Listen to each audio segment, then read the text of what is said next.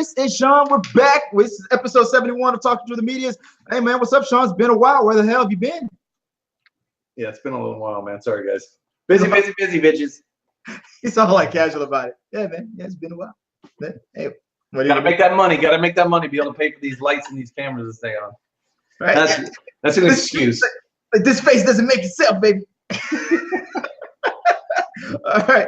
Well, guys, we're going to talk about a couple things here. So a couple topics I want to throw off, and I also have we got your mail at the end of this, so I'll read that out to you, Sean, and see if we can comment to this person's little comment to our YouTube channel. Appreciate all the comments out there. Hey, man, we're at 1909.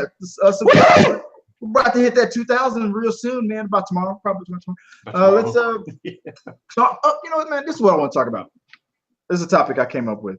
I don't know, was it you I spoke to on the phone, or did I come up with this conspiracy theory with Joe?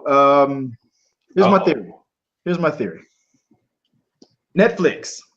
I believe Netflix is, if not partially, at least 50% of the reason that the current generation, all of us pretty much, is in this whole instant gratification. I need it now. The video, the movies have to be downloaded, the streamings, the Instagrams, the Facebook message. I need my don't call me, text me mentality.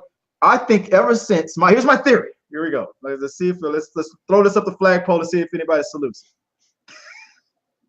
I believe ever since Netflix revolutionized the whole going out to Blockbuster thing and killed that, and then they perfected the whole with the DVDs coming home, and then they perfected the streaming thing. I think everybody's light switch in their head went off. It's like, but going out to the store, I need my food delivered to my house. I need it now. I'm not gonna get up out and go get it. I want it brought to me. My video games. I want my Uber, all that shit. Instagram, all of it. I think Netflix was the one that started it all or perfected. I know Amazon was out there. I know all these other online things were out there, but ever since Netflix perfected it, I think that's when we lost our minds. And that's just my theory. What do you think? I think that there's enough subscribers in that. I would say that arguably Netflix is the biggest media company in the world right now, maybe. Dare I say. Well, but I mean, like, as far as making movie, TV show, and subscribers where they have to pay for a service. YouTube. Yeah, that's true. That's true. But I know what you mean, like on the movie side. Yeah, I would say as far as movies and TV shows, by far, Netflix is the biggest. And with that, I think that enough people watch consistently that, yeah, I do think that, like me, I love movies. I watch the hell out of some movies. But honestly, I don't go to the movies nearly as much as I used to. Now, like me and Chris, obviously, when it's the big movies and we can do screenings, we do. Like, we're going to go see Avengers day one, or as soon as we possibly can. We're going to see it on the big screen. Some movies, you just can't watch them like this. So it's just not right to watch it at the home. And I do hope that they don't go away. But Chris has got it, and I need to get it, is the Moviepass. Oh, dude. Well, breaking news. I mean, John Campea, everybody knows I'm a subscriber to John Campea. He broke this. He was the one that broke the story to me. He had if you go to the Moviepass app right now, they have this new promotion with iHeartRadio. The whole 30 movies in 1 month thing for $10 a month, that's gone now. No. They're doing a promotion right now with iHeartRadio. I don't know what the deal is. I haven't read the whole thing yet, but something with iHeartRadio, like who's listening to iHeartRadio, right? But they're offering like up to 4 movies now, and then some package deal with iHeartRadio. So people who haven't signed up now are like they're on their app and they're like, "What's up with where's the $10 a month and all the movies that I want?" Will you be grandfathered into it? Because I know you had it. Where's that? Well, I'm getting there. And on Twitter, all Moviepass is responding with this. Like, as of right now, we're doing this new promotion with iHeartRadio, and when that's over, like right now, we're not doing the $10 a month. You get 30. You can watch up to 30 movies in a month if you want to. 1 movie a day thing right now. We're not doing that package right now anymore. But once we're finished with this iHeartRadio Moviepass thing, then we'll bring back the $10 a month package. But when they first mentioned that, and John Campea was real smart to catch this. He said, but you got to you got to really read what they say. Like, look at exactly what it said. it said that the $10 a month deal would return. It didn't specifically say that the $10 a month to watch up to $30 of 30 movies in 1 month, a movie every day thing would return. They just said the $10 thing would return. So the question now is, will they bring back the $10 a month thing and still keep the only up to 4 movies a month thing that they got going right now? I would. The question that he brought up to you was, is that still worth it? I'm gonna answer right now for me. The most I've seen in 1 month so far has been 3. I've gone to the movies 3 times in a month, and I think I'm gonna watch it another. That's pretty much like once a week. Right. $10 a month. That's still. What do you think about that? I mean, just let me get your thoughts on that.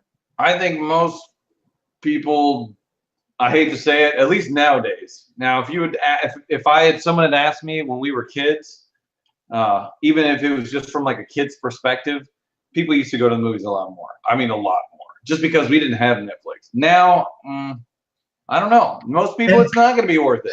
And that was his point. He said the main reason why he says Moviepass has been doing some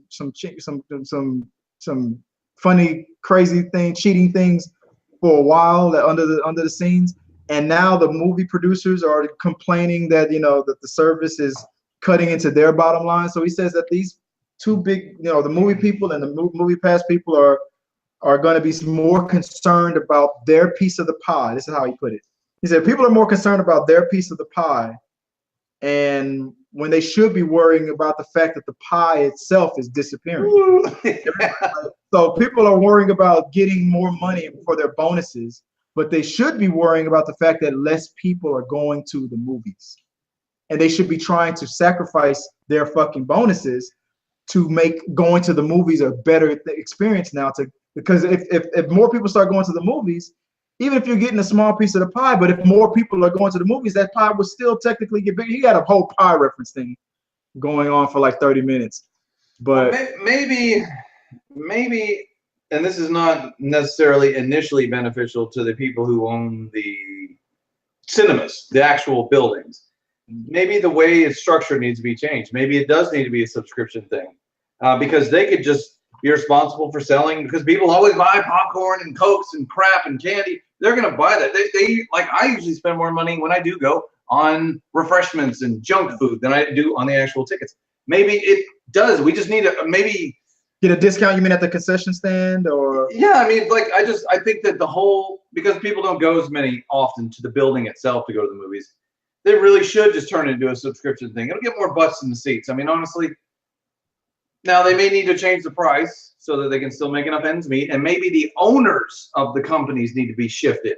Like maybe the people who own these big apps and stuff need to be the ones who own the buildings, so that it's profitable for them, and cheap on the operator's end, and then cheap for the consumer end, and then we make fireworks go off. They should probably come up with some kind of like gold pass or platinum membership thing where VIP pass, yeah.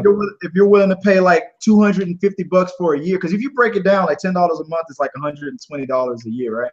Maybe if you're willing to pay double that or triple that, maybe if you're willing to pay like $350 for a platinum membership, you can go to the movies 30 times a day theoretically if you want, and then you can always get free drink, popcorn, and soda. I'll tell you what, if they said if you pay $50 a month, you can watch as many movies every day as you want. I would go to the movie. And get a free popcorn. And 1 bag of popcorn a day. One popcorn, 1 small soda, and I would go. No, I wouldn't be able to go every. But if there was a theater closer to me and they offered me $50 a month for unlimited viewing, like when my dad was a kid, he told me stories about how you could pay a nickel and go see as many. And it wasn't just that movie. You would pay for one movie, and then you go to the theater right next door and watch that movie, and then all day, like 25 cents or a nickel, you watch all the movies you want. I mean, this is back in the 50s. But nowadays, making these movies is getting more expensive. Yeah. And that's why they're trying to raise the price of ticket sales, because technically the movie company doesn't really make that much money off the ticket sales because they're giving a big chunk of that back to the studio. So they make their money mostly from concession. That's why cotton candy or M&M's cost your $10. $12 hot dog. You got a $12 either gotta get a hot dog or pay your mortgage. And it's like it's ridiculous. So it better be a fucking Kobe beef hot dog, is all I'm saying. Exactly. So it's like the movie theaters are thinking, well, we can't take less on the ticket sales to help them out on the concession stuff because it costs so much money to make these movies. But then you got movies like Deadpool, where they made almost $1 billion, and the budget was only 40 mil. I got an idea. I'm sure those tickets could have cost $5 a piece. I got an idea. And this is pretty much only possible with this one company to make it because they have so much money. Let Netflix put up buildings, auditoriums, one or two of them in each big city, to where if you pay a VIP platinum membership, you can go see those movies on a big screen with your membership, and watch them at your house too if you have your membership too. Like a Netflix building. But they would also screen, as long as you're a VIP account, they would screen new movies, and you could go watch those because new movies from other studios. Whoever, you mean like Avengers and like literally Netflix owns the building because they're a multi-billion-dollar corporation. I think that's what movie companies were doing back in the day, and that's why they broke that up, because there was a monopoly. What would happen was, because if I remember the history correctly, Warner Brothers and Sony, whatever the companies were back in the day, like let's say Warner Brothers, they were the main ones still back then. They would own movie theaters. What they would do then would like you got the big movie coming out, and from the big Warner Brothers movie is about to come out, and you got the competitors movie company right across the street. What Warner Brothers would do is where they would used to give a Warner Brothers movie to everybody, they then would only give the big movie that everybody's gonna want to see to their own the studios that they only own, which the government called a monopoly, which they had to break that up. So that sounds like that's kind of what that would probably be a conflict right there if Netflix did that, because that's what the problem with the movie industry was back in the 50s, if I remember correctly, that's what they were doing back in the day. I do think that the subscription is the way to go. They just need to figure out the logistics in it. Come up with a price. Honestly, Moviepass isn't making money off of this, if you think about it. I know, that's what I'm saying. They have to come up with something. And I don't, like most people, and I don't know if it's just me, but most people I talk to about this have never heard of this. They're like, what? They have no idea it exists. Here's John Campion's theory. He thinks that their master plan was to get so many people subscribed, even though they're technically losing money, because if the average person goes to like 4 or 5 movies a month and they're only paying $10, the movie companies are losing money off of that. I mean, even though technically sometimes those screenings, it's like in the middle of the day, and those movie theaters are empty anyway. But still, they could have been getting an extra $10 out of that ticket, right? So he guaranteed subscription.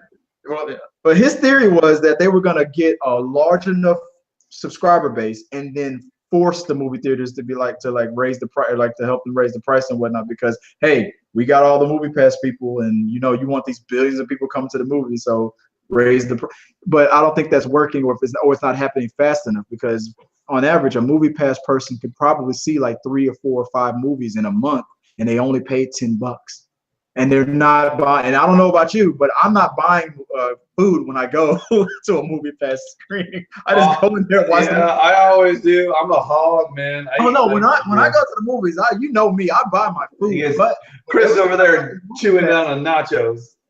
But ever since I got the Moviepass, I've been all about trying to save, You're trying to get the value out of it. I try to get the value out of the. You take the beeline right to the auditorium. No. I eat a big meal, then I go straight to the movie and just use the Moviepass and just get out.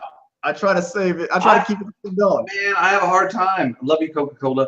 I have a hard time not having a drink sitting in the little cup holder next to me while I'm watching the movie. If it was just a drink, they would still be taking a bath on $6. That's it. That's it. They only technically made $6 out of you because you already paid your $10. You might be going there to see Black Panther for the 10th time. You only paid $6. they're still losing money. So okay, to answer your question from before, yes, everybody who was grandfathered in, I'm still under my 30. I can watch 30 movies in a month if I want to now. Since you haven't gotten the Moviepass yet, if you go on the app right now, not there. It's a different thing now. I think it's like I don't know if you have the app like queued up, but you can try to look it up later if you want. I don't think the $10 a month for unlimited movies, that's gone. You know, my problem was is guys, I live in Galveston. We have a horrible movie theater here. It's horrible. But you're not just limited to Galveston. I know, but that means I got to drive like 40 minutes north, sometimes an hour, to get to the theater. And for me, my ass is sitting in the house. I'll pay extra, especially nowadays, guys. And I hate to say this because I love going to the theater, but now with your Microsoft account or your Amazon account or your Netflix account, like Chris, you remember how it was back in the 80s and the 90s. If it was a big movie, it took like a year for it to get back on VHS tape. Yeah. Or what do they call it? What was it in between pay-per-view? You get it on pay-per-view with that damn. You had to have a box. It was a 2-month pay-per-view block. Yeah. They had it. They had the industry on lockdown because there was no instant, gratification. And it all comes full circle back to what we were talking about with Netflix. We gotten spoiled with the whole digital age, and it's killing the movie industry business. So they've got to. Again, I love it. I mean, we're gonna go see Avengers in IMAX. That's a $20 ticket. I don't even care. I don't usually do the IMAX or the 3D all that much, but for event films like this, I gotta see it. Oh yeah. With that definition. We got to see it on that big 4K, or I don't even know what the K. Lots of Ks. I don't know what the hell it is at IMAX. It's got more Ks than a box of Frosted Flakes. Come on, man. I'm telling you, man.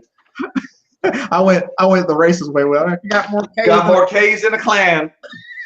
Don't be racist. But I can't wait to see that movie though. So it all comes full circle. But your theory about Netflix, I don't think they're gonna do it. I don't think so either. It would be cool. Their platform is so perfect in this. I mean, billions of subscribers. They're huge. Billions of dollars right now. They're on a social media level of subscriber level, and we're all paying that $7.99 or $10.99. I pay more than that. I pay the premium so that I can watch 4K. And you should be too. You're paying for. You can watch up to what, on 4 screens if you want to. I think 4 or 6 people, like my family members, are on my account. Yeah, which is legal. And I have 4K. I can stream in 4K. And guys, both me and Chris have a 4K screen. It doesn't make sense for me anymore. The only time I need more than 1 screen is when with my kids, maybe they're watching something in the room and I'm watching something on Netflix here. And I thought about it. I was like, you know what? I don't need to do that. Then when they're not here, I'm just here by myself. Don't you have like a 65-inch TV though, like a 4K 65? No, I mean that's not a big deal to me. That's what I mean. It's still gonna. Well, that may be the way Chris feels, but for a lot of people who went out and spent that money to get that because that's guys. If you have a 4K TV, if it's large, that's where you're going to see the difference. If you have a household where you got like especially if you had a household where if you had kids like teenage kids or something like that in the house, and like they all want to watch a movie in their room by themselves. Oh yeah, you need all them. That makes sense. You get that package. But me, a single dude in the house by myself, the majority of the week, I only got 1 TV. It's only me. I'm not giving anybody else my password. So I brought it back down from the 3 up to, I think I did up to 3 screens or 2 screens, and I brought it back down to 1 screen to save the $3. But I figure, I'm not using it in the future. Yeah, I'll probably go back up to the 4K, or I'll get Joy to do it and then just get her password. That's how I'm gonna do it. But what do you guys think, man? What do you think about? Do you think Netflix has spoiled us and it's hurting the movie industry, and the instant streaming thing is gonna kill the movie going experience? I hope not. I hope not. So, what do you say? Just put it in the box. Always send us your comments. Always send us your questions, because we'll definitely be talking about it. Because we got one today on we got your mail. So, all right, let's move on to the real topic. We did a whole thing on that one, so let's go on to the fun stuff. Let's go to it. We haven't done a rundown in a while. We haven't done the top 5. The top 5. Give me the gas. Give me the gas. What we top 5 in today? What we're doing a rundown on today? You tell me. I will observe and report. Well, if you read the memo like I did, this is we're gonna do a rundown on what the top 5. What do we call it? The top 5 best movie gangs. Oh yes. The top five movie gangs.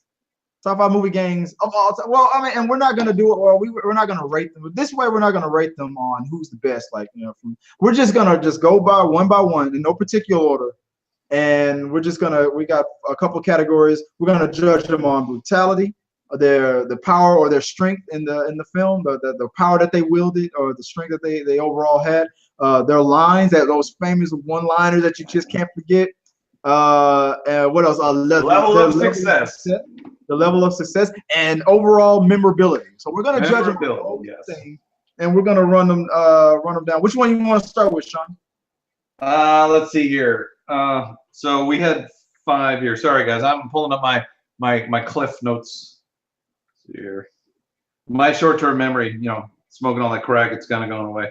All right, let's see here. Well, I'd say either. What's that? It's up to you. Which one do you want to start with? We have we have the Crow Gang, we have the Lost Boys, we have the Boddicker Boys from RoboCop. I'd say either the Top Dollar Gang or the Boddicker Boys. Let's start with the Boddicker Boys from RoboCop. Was that 1988? 1987. Oh, wow. 1987, summer of '87. Summer of '87. I was 7 years old and about to watch a rated X movie. I would say that this is probably. Right? Oh man, this is probably in my top 5, maybe top 3 movies of all time. I love this movie. This movie was one of the most, if not the most memorable movies from my childhood. Seeing the first time I saw RoboCop. Well, all right, guys, you see them on the screen here. We got the Boddicker Boys. All right, let's run through these names. We got the leader, Clarence. We also got Bobby. Which one was Bobby? Bobby was the guy who got thrown from the vehicle right after, because the movie started, the cops chasing the van, and Clarence gets pissed off because they're opening all the money bins, and he's like, "You burned the fucking money! You burned the fucking money!" He's like, "I had to blow the safe. What do you want me to do?" And there's a cop. The cops, right? They needed to slow the cops down or something like that. He's like, "Slow down." And Emil's like, "What?" And he's like, "Just fucking do it." And he's like, "Can you fly, Bobby?" Fly, Bobby. I shoot some intensive out there.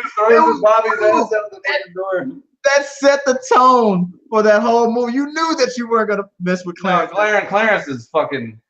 And if you watch the behind the scenes, they said that Paul Verhoeven made Clarence like an American Nazi. Like, he was vicious, but he looked all smart with his little rimmed glasses and shit. But he was completely vicious. Yeah, you can tell he was great. You have Neon with Neon Nash. Yes. You had Emil M. and Antonovsky. Emil had some of the best lines. Steve Min. He had a really great line. Sean got a kick out of this one. Yeah, Joe P. Cox. And Dougie. Dougie, guys. For those of you who love RoboCop, Dougie was one of he wasn't really in the movie. He was basically the guy who got shot on the couch when Murphy came into the factory right before he gets killed, and he has a little conversation with Emil saying, I don't know why we bother stealing money to buy cocaine when we can just steal the money, and then he gets blasted. He's in there like 5 seconds. I don't know why we're wasting time making money. We can just steal money. We can just steal it. Exactly. That's a good line, though. But overall, RoboCop. All right, so let's judge them on the. Let's judge them like base. I guess from a scale of 1 to 10 or 1 to 5. I guess for brutality. How brutal would you say that these guys were overall? Give me some examples to that brutality. I would say that this was definitely at the time, and I would say probably the most brutal gang I've ever seen in a movie before. They were ranking like a 5-star. They set the bar those motherfuckers were crazy. They didn't just set the bar. They are the bar. They are the bar. Yeah, if you guys don't remember, the main character Murphy goes into the factory, and they capture him, and he starts to Clarence, Joe P. Cox, the guy he just mentioned, because Murphy has a partner, and well, you tell him what happens to his partner real quick, and then she meets up with she bumps into one of the gang members of the black. Which one was this? It was Joe. It was Joe P. Cox. Joe P. Cox, and catches him while he's taking a leak. And you know, he catches her off guard. You know, he's like, he's gonna arrest him, but she's like, you mind if I zip this up first? And I love that line. He said, "You mind if I zip this up? Zip this up first?" And he tries to take a look. She looks down. She's like, just looks down for a second. He knocks her out. And then I laugh and he goes. So what does he? And he says something. He says something that, guys, when you see this shit, you'll like, never forget it. Where's your partner, cop? Well, guys. Wait, no, you give the line better. What do you say? So they got Murphy on the ground, and you hear Joe whistling in the background, and he comes down. He's like, "Well, guys, the other one was upstairs. She was sweet. I took her out. Man, no. I guess we can skip the lines on that one. That like this movie had the best line, the ad-lib. Parents, just give me my fucking phone. Give me my fucking phone call. Oh, there's so many lines in this movie. I work for Dick Jones. Dick Jones. You're a cop. You're a cop. They fuck Murphy up so bad in this movie. They blow his arm off. He's like, "Hey, pretty boy," and he turns around after they shoot his hand off. Then he blows his arm off. Well, give the man a hand. That whole thing with the gun. Yeah. Oh, that goes back to the brutality of it, man. They ran the city. Let's go to the power and strength. They ran all because they were working with they were the enforcers for OCP. And cops were afraid to touch these guys. They never got arrested. They got the cops. They just bail them the fuck out. They ran that whole city. So I'm like, so on lines, I would say that they have the best lines. I would give them a 5 out of 5 or a 4 out of 5 on the lines. Power and strength, maybe a 4 out of 5 or 5 out of 5. Because even though the gangs were the ones really running the city, they still worked for Dick Jones. Well, do you remember what their job for Dick Jones was? They were supposed to make the city so untolerable that Dick Jones could bring his RoboCop program. That's right. So they could bring the Ed 209s in and militarize it. It was a whole corrupt ass fucking corporation. Like Star Wars Palpatine level stuff. Palpatine creates the whole robot army thing just so the galaxy could bring in the stormtroopers, just so he can have control over the stormtroopers and then wipe out the robots, so he can then take over the galaxy with his new stormtrooper. It was brilliant. You create the problem, then you solve it. And I have the solution to this problem. Yeah. So the level of success, I would say they were pretty much successful since they killed Murphy. They did succeed. They did succeed. They succeeded on killing Murphy. They never succeeded on killing RoboCop. That's true. But they fucked themselves. Yeah.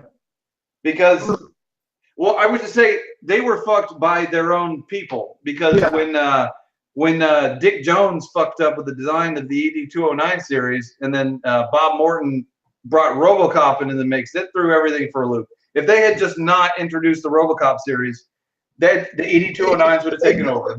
Murphy, they never would have had a perfect specimen for the RoboCop. Right. He was the bonding thing that they needed. It would have. I think if it wasn't for Murphy being killed, which technically well, you're right. So that kind of takes away the points for the level of success. Their greatest accomplishment of killing that cop was the biggest. There's a fall. Overall memorability of it, though. What do you think? Overall, I'd say. I mean, I'm going to dare and say the most memorable gang in cinema history for me, the Bodyguard gang. It's a minute. It spawned 2 sequels. I think they almost had a TV series. It did. A cartoon series, too. And a TV series. RoboCop versus Terminator. RoboCop and a reboot. And it spawned a reboot. So very obviously it's very memorable because it's still relevant today. So, all right, let's move on to the next one. Let's so the next what's another movie? Let's go to Cobra Kai. Let's have some fun here. Let's go to the Cobra Kai game. I want to talk about this. What's the brutality? What do you think? How brutal were these guys? They're smoking weed. They're taking over the school. They're picking on kids. It's just high school stuff, right? Yeah, the Cobra Kais, they were the best. They were douchebags. They were just. Yeah. It's not like they were running the city. No, brutal. They were not afraid of the cops. No, they did have a little choke limit. Like they knew they were dicks. They were like professional bullies. Yeah, but it's not like Johnny could walk into school and drop kick the principal and get away with it. No, he knew the line. Like he walked it very close. Yeah. And I'll tell you this though. If it hadn't been for their sensei, I think they would have been worse. He was bad, but he also maintained the discipline. Yeah. So I think it could have been a lot worse. I say their level. I would go if I would move down to level of so brutality and strength were pretty much that's pretty much on the same par with that group. Level of success, I would say they were like in the 90th percentile because they were dominating through the whole movie until the final tournament. Yeah, I would agree. Daniel, that whole fucking movie. Daniel got a couple of jabs in here and there. Mr. Miyagi had to help him, but overall, they dominated that fucking movie. He got a lucky kick in. That's all I'm saying. Then Daniel got that. Whoa! You got that lucky kick. Exactly, and then your Jedi Master had to jump in and save you. So that to me that doesn't count because he was way far ahead of those kids. But then when you see the scene in the parking lot with the bad sensei and Johnny's getting slapped around and beat up, you see that. Johnny, he's not as bad as you think he is. He's a person too, but he had bad mentoring. And I think and that led up to, and that's why I'm excited about seeing this upcoming Cobra Kai movie because he's down on his luck, probably living paycheck to paycheck. He's drinking a lot.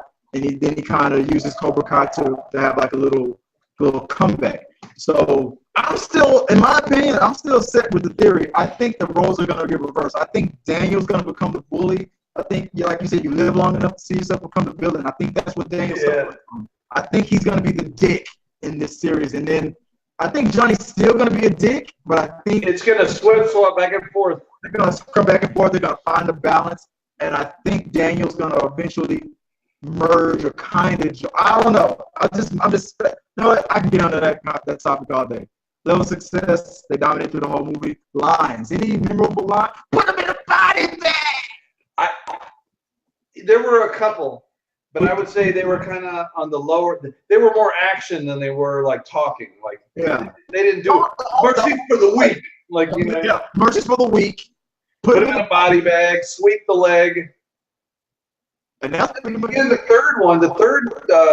We're kind of encompassing all these. I would say the third Karate Kid. They had some good lines. What was his name? Mike Barnes. He had a bunch of good lines. So I need your title. I need your title. No, you're not good. And then that tournament scene. That tournament scene was on part 3 was the best. I'll give you that. When you had him down, it's like get out of Russo, get your Russo. I'm like he in his face. Telling him to finish the fight. I was so bullying shit to the next level. You stand up and you let me kick your ass. Oh wait, didn't he say that in that movie? He was like, "I'm not gonna fight you." No, you don't have to fight. You stand up and kick your ass. Yeah, he did because he got kind of pieced up by Barnes. He was afraid of Mike Barnes. That's what they said. Yeah, he was very afraid of Mike. He wasn't afraid of Johnny. He was afraid of Johnny, and then we got trained. But Johnny would piss him off to the point where he couldn't take anymore. He would punch back. Because he was this bully. Barnes had him in a corner and kept him there until Mr. Miyagi went, you can lose the fight. You know lose your step. He did like the whole I'm gonna massage your cock and give you the eye of the tiger. Yo, man, I'm not doing that.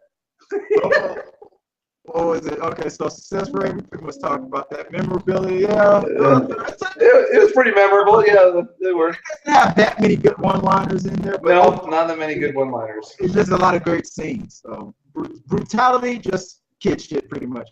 Yeah. What's the next game we got? How The about Top Dollar. Top Dollar with the Crow. The Crow Gang, you guys. The Top Dollar Gang. That had to be the best lead villain to me. All the guys, I love Boddicker, but Dick Jones was the real. He was the puppet. Top Dollar was a better villain than Dick Jones. Oh yes. So I would definitely agree about that. For Dick Jones. Brutality, the Top Dollar game was brutal. They killed everybody. They even had a line in there that says, I love this line. It kind of was like one of those like up and down things where he'd already, it was after they fight, because I don't know if you guys remember, there's a fight scene on the roof of the church after they've disabled the Crow's immortality powers, and he manages to stab him, and he's on the ground, and Eric is all wounded mortally. And you remember how they took away his immortality powers? Yeah, they shot the bird. Tony Todd shot the bird. They could never kill they killed the bird in part 2. And he restored the bird's powers. He wounded the bird. But that was in part 1, but in part 2, I think they killed the bird. Yes, she split it. Yeah, she killed it. Yes. But then Top Dollar is sitting there, and he was the guy with the long hair, with the one who's always trying to hump his sister and shit, the Asian woman. But he has a line, and he says, I'm sorry if I, what do you say? Nothing happens in this city without my say so, but so I'm sorry if I ruined your wedding plans. But if it's any consolation, you sure have put a smile on my face. It's like, what the fuck? Yeah, put a smile on. That was like a Joker-like line right there. He's like, hell, nothing happens in this city if I don't say so, and I'm sorry if I ruined your wedding plans there, son, but if it's any consolation, you sure have put a smile on my face. Why they fucked with him in the first place? Was it that he wouldn't pay them money? There was this thing that they were doing called the tenant relocation program, where he wouldn't move. He wouldn't go along with it, and so they broke into and they raped and killed him and or not raped and killed him, but they killed him and they raped his Shelley and killed her. That was, man, that movie that hit you. Yeah, right there. They had a rape scene, but there goes with the brutality. I think that might take, because that whole "can I zip this up" thing, and then the whole bitches leave thing with RoboCop was one thing. It was rated NC-17 at one point, but yeah, they talked about a murder and rape.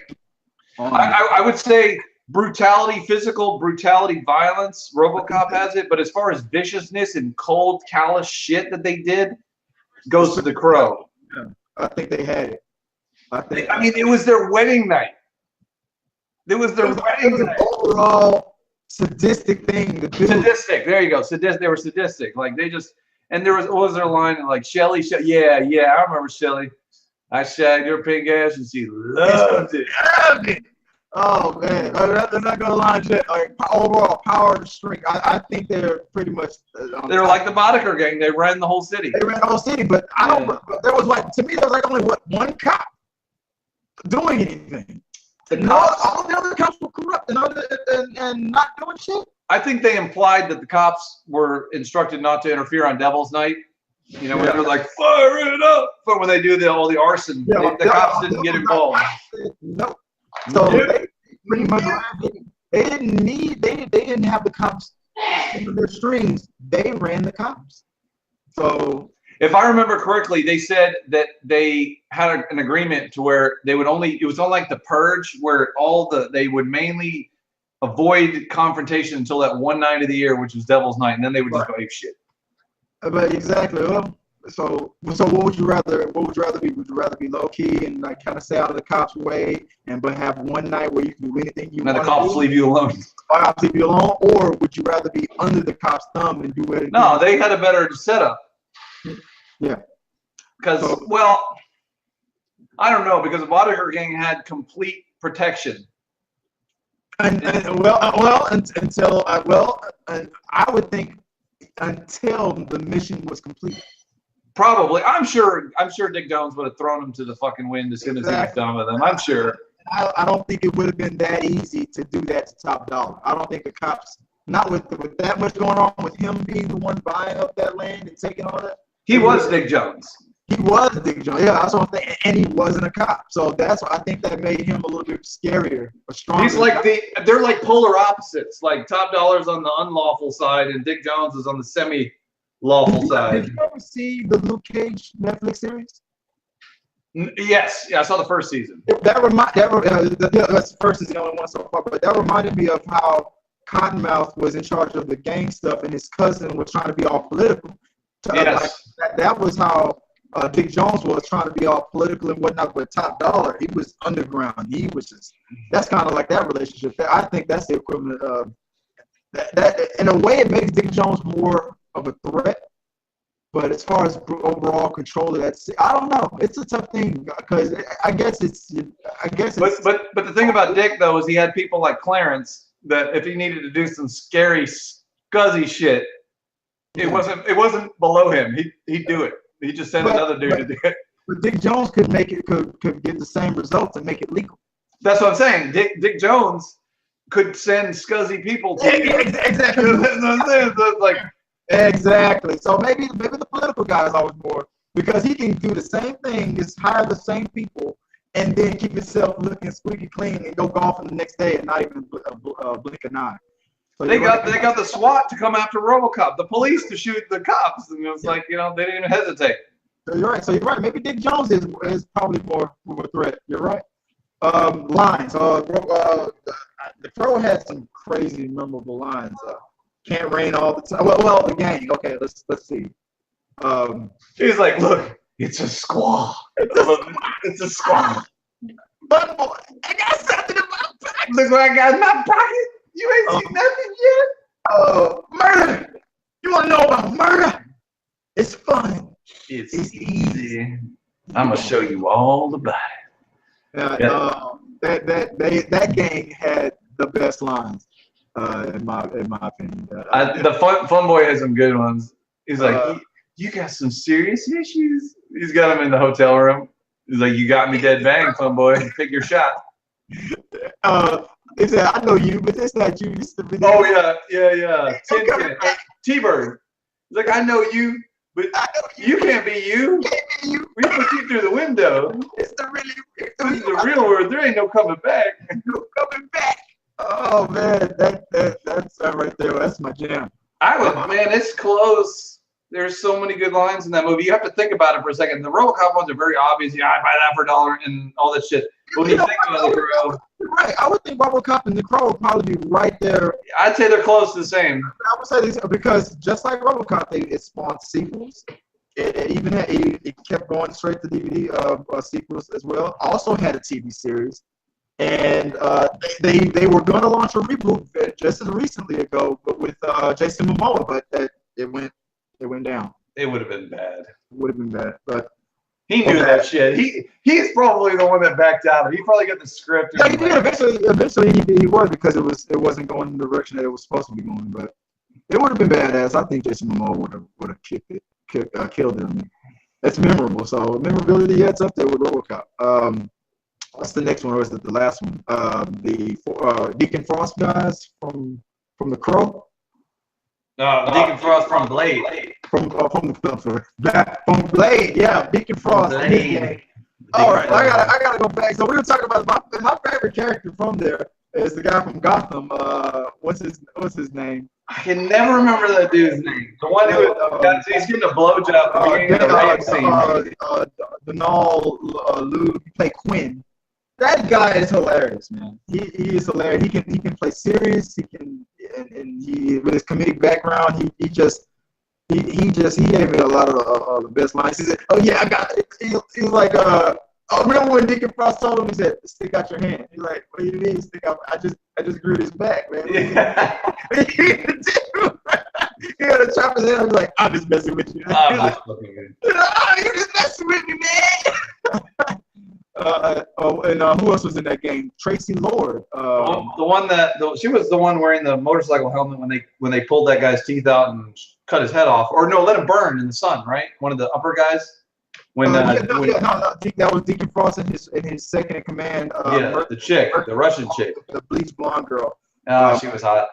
She was like, and her look, the whole bleach blonde thing with the and her eyes, her whole look was unique. Tasty looking. That movie was.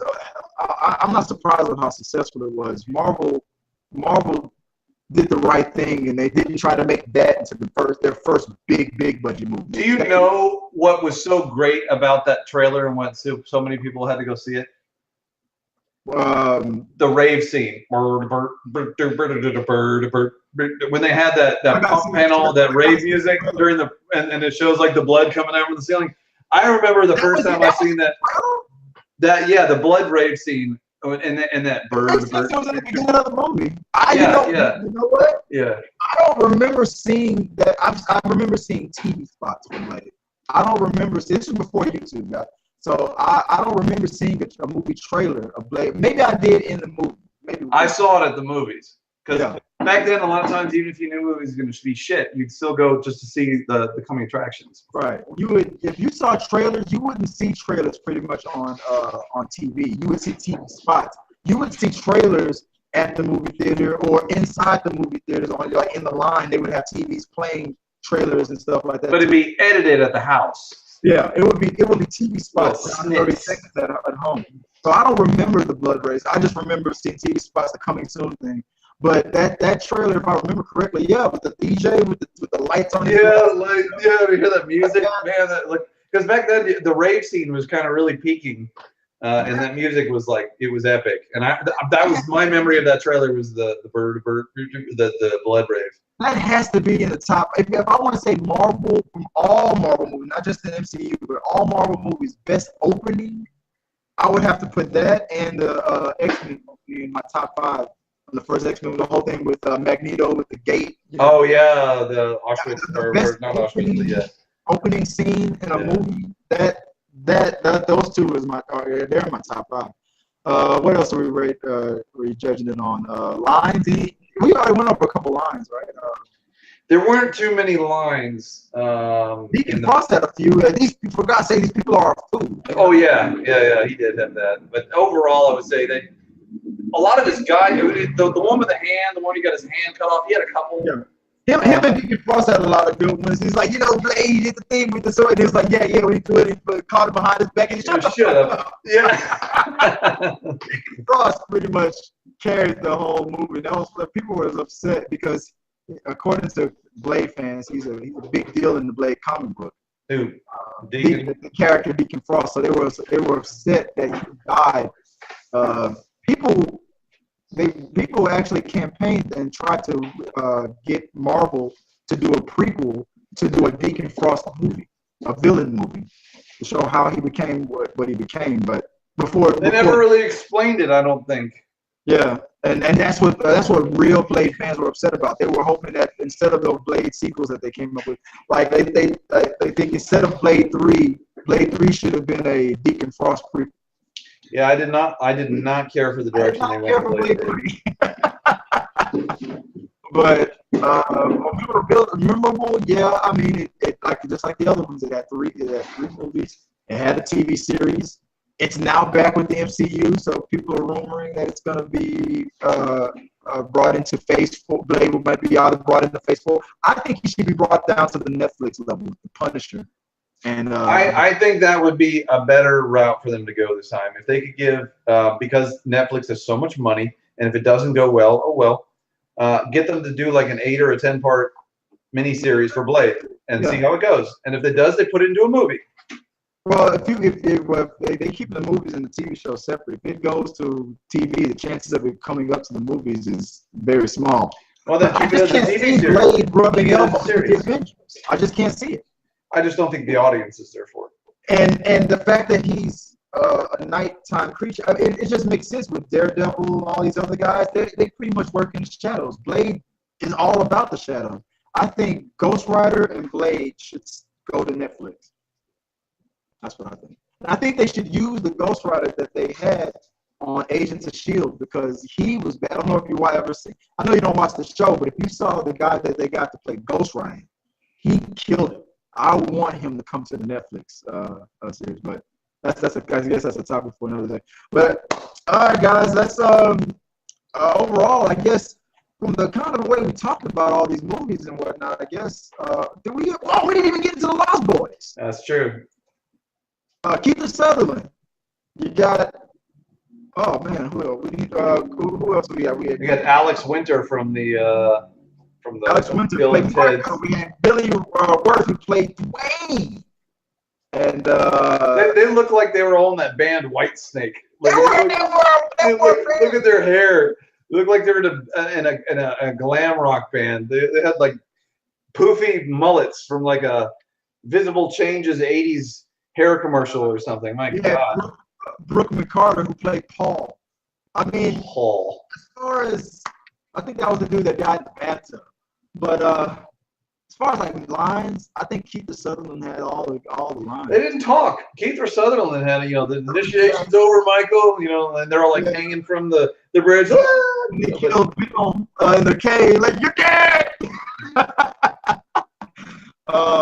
Overall strength, they pretty much had none because they ran like this little teeny tiny little beach town. Brutality.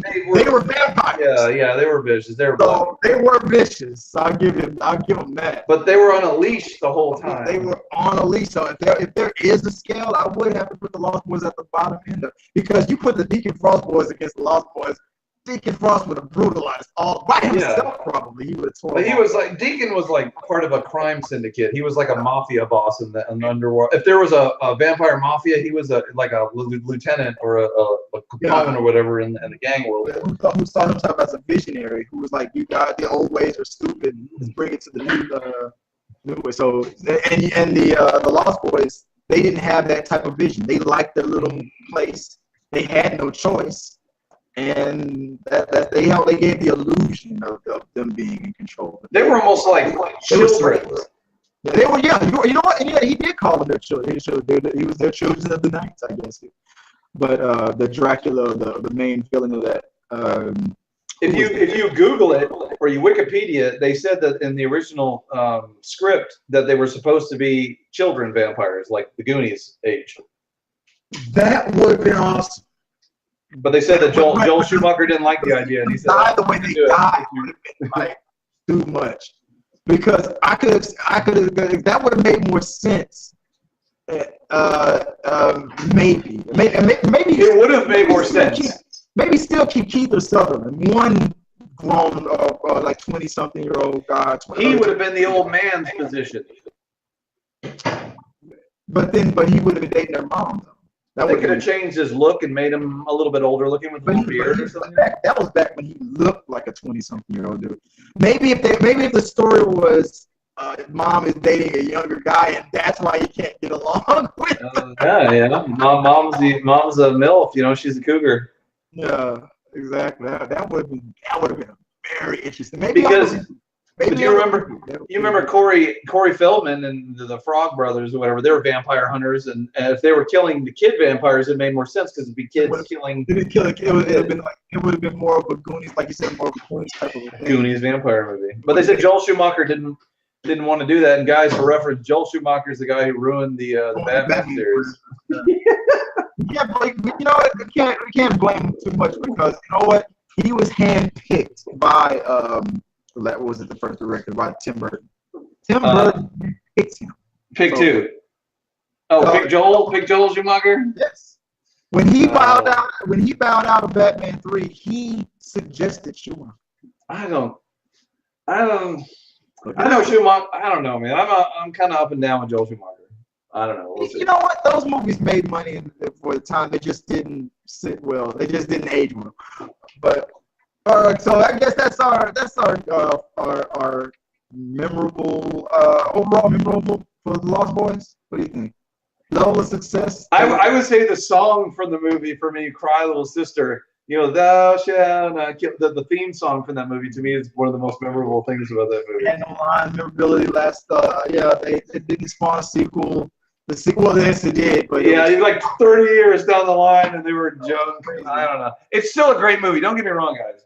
If you like vampire movies, you will like The Lost Boys. There's a totem pole. I think Lost Boys, the gang, would be at the bottom of it. It would have been wow. It would have been way more interesting if they were the majority of that game were kids. That would have been scary. Vicious killing little kids, man. Kids, like an army of them. That would have been brutal.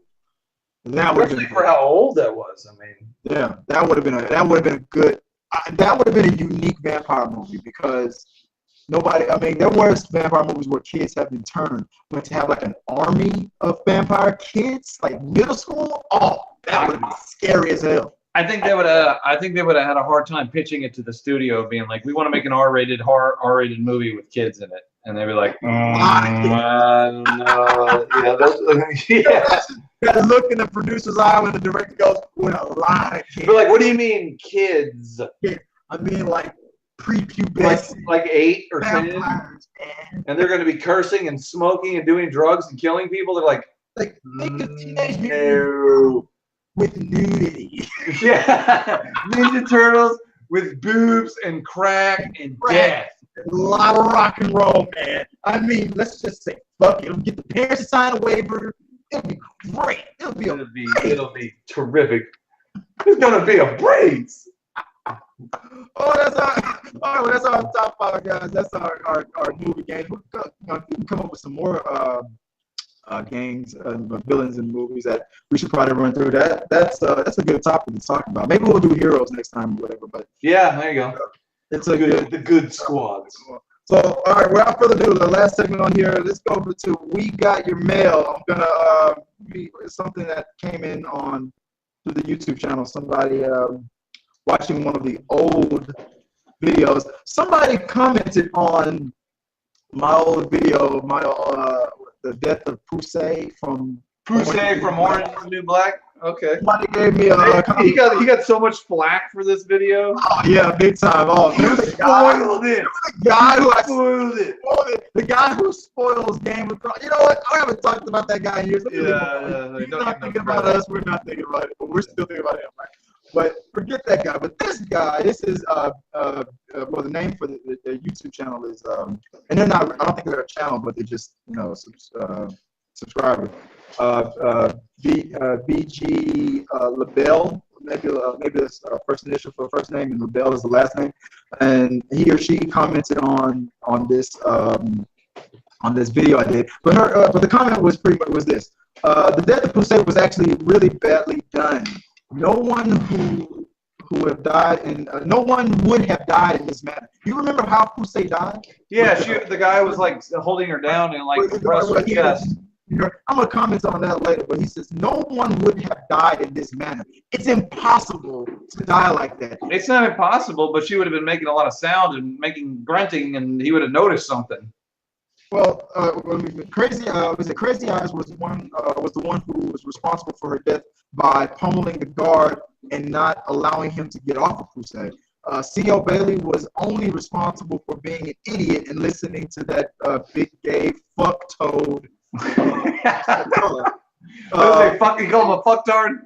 That's what he said. The way the warden allowed Piscatella to win the argument was an even bigger disappointment. The whole scene, in this person's opinion, was a huge letdown. I became disappointed in the whole series at this point. All right, man. I'm gonna leave the rest of that stuff alone. But the first part of it, no one would have died in this manner. What is your thoughts on that? I think it would be difficult for someone to die like that, but it's possible. Okay, a lot of it depends on how loud it was in the room.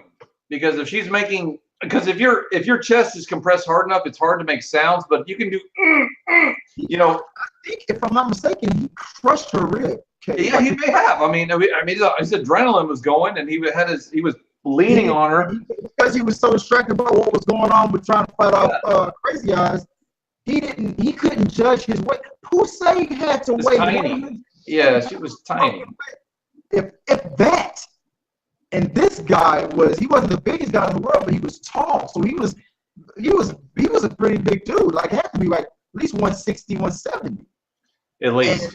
And so you got 170 pounds on average on your back. So okay, even if it's not crushing you, at the most, from what I saw, I could tell that when she struggled to get the words "get off me," out. Well, every time she breathed a little out, she was going down.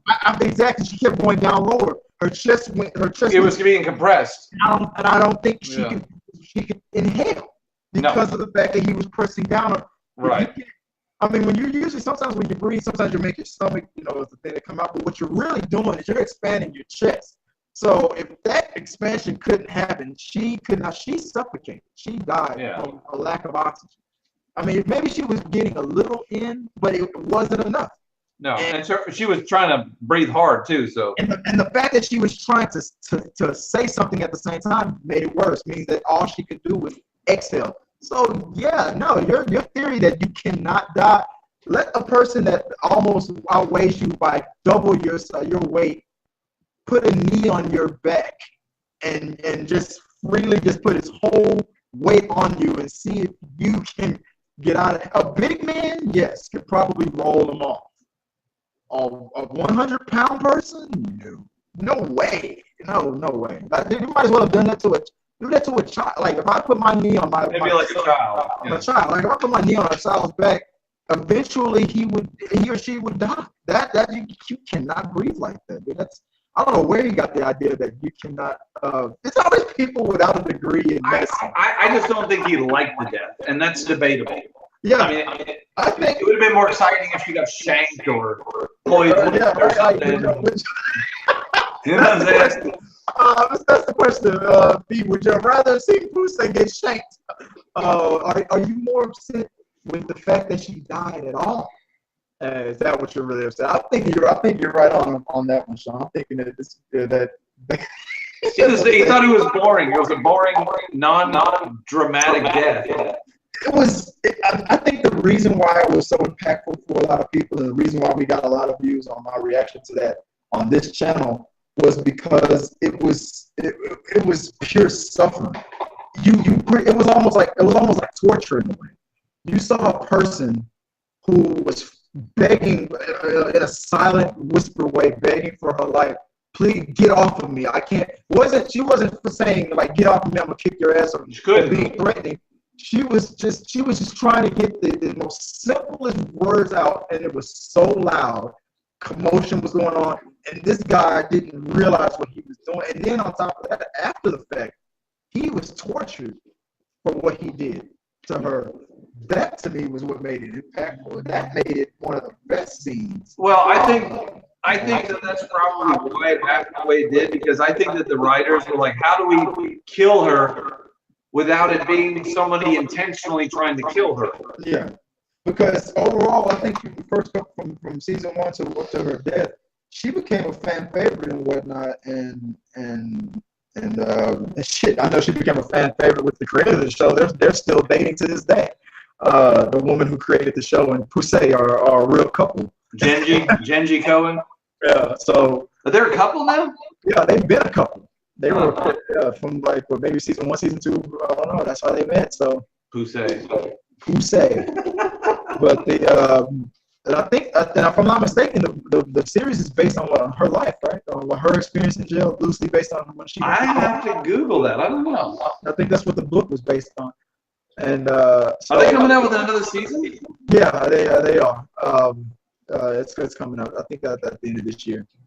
But I don't give a shit. I mean, no offense to the guy who left the comment, but I still like the show. I thought it was great.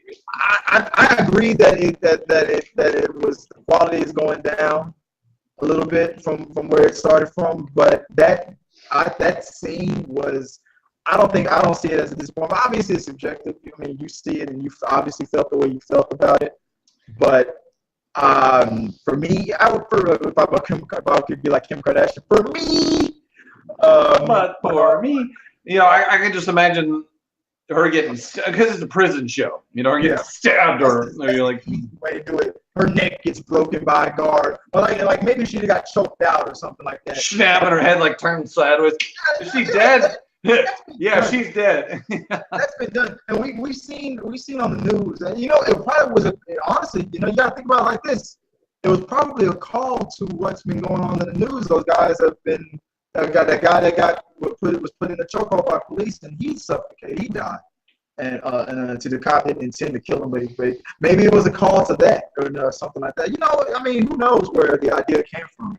But I mean, people die in real life a lot more than what they show in the movies. Like somebody gets knocked out with a punch and they just wake up, what happened? Or they get choked out and then they come back just fine. That's why they have a ref in MMA. I mean, if you're choking somebody for more than a very short window of time, you can do permanent damage. And if you're sitting there restraining somebody in a chokehold for more than 20, 30 seconds exactly, you're doing some damage. You're gonna kill them. You can't call it an accident because it was intentionally done, but the outcome, you didn't intend to kill somebody. He didn't mean to kill her. And that's why these guys never get prosecuted for murder, because they didn't wake up, I'm gonna kill somebody today. They didn't do that. They didn't know that was gonna go down. It wasn't premeditated. It wasn't premeditated.